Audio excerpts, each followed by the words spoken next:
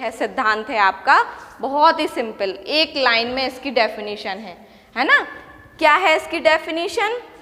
Electron के लिए चारों क्वांटम संख्याओं के मान बराबर नहीं होते हैं, ठीक है। और ये मोस्ट इम्पॉर्टेंट है, मोस्ट आप ये मान के चलो कि पाउली का नियम आपको 2 नंबर में एग्जाम में रखा हुआ है, हर साल आता है, ठीक है।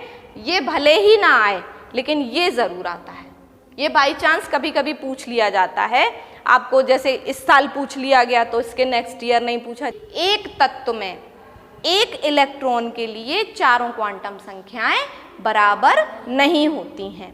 तो जैसे फॉर एग्जाम्पल हम पहला ही इलेक्ट्रॉन ले लें अपना 1s2, ठीक है, 1s2 यानी ये पहला इलेक्ट्रॉन है किसी भी तत्व का। तो इसमें पहला इलेक्ट्रॉन कौन सा होगा? 2 है ना इलेक्ट्रॉन, तो एक ये पहला होगा और फिर इसके बाद दूसरा इलेक्ट्रॉन दूसरा होगा, ये 1 और 1 मिलके 2 बने, है ना।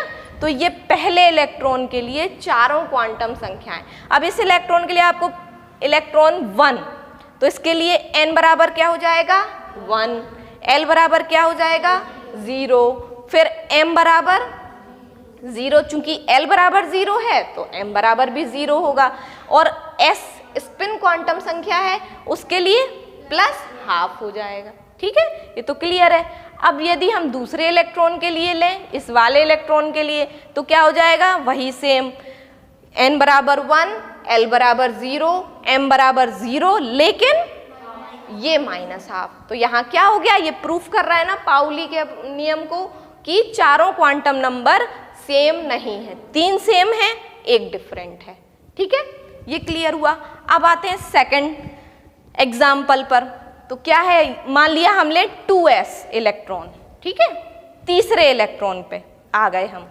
तीसरा इलेक्ट्रॉन मीन्स यहाँ से हम भरते हैं, मान लिया 1s2 2s2, इसमें तीसरा और चौथा इलेक्ट्रॉन भरेगा और इसमें 5वां 6वां 7वां 8वां।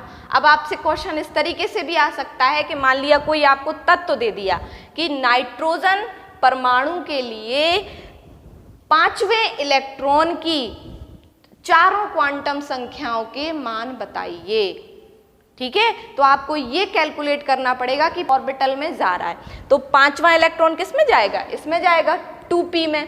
तो 2p के लिए आपका n बराबर क्या होगा?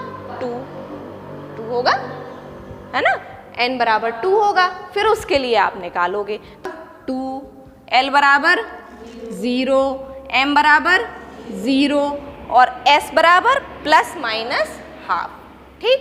अब यदि हम p के लिए यानी चौथे 5वें इलेक्ट्रॉन पे आ जाएं तो इसके लिए क्या हो जाएगा? n बराबर 2, l बराबर 0 और 1 दोनों हो जाएंगे, है ना। लेकिन यहाँ पर हम 1 से कैलकुलेट करेंगे, ठीक, p के लिए। अब m बराबर देखना है तो -1 0 और +1 हो जाएगा। और s के लिए ये तीनों के मान में ±½ सॉरी यहाँ पे हम ±½ ठीक है। तो ये कितने इलेक्ट्रॉन हो गए? 6 इलेक्ट्रॉन हो गए और ये टोटल फिल हो गया। तो क्लियर हुआ आपको पाउली का सिद्धांत। तो इसके बाद ये सिद्धांत कंप्लीट हुआ है।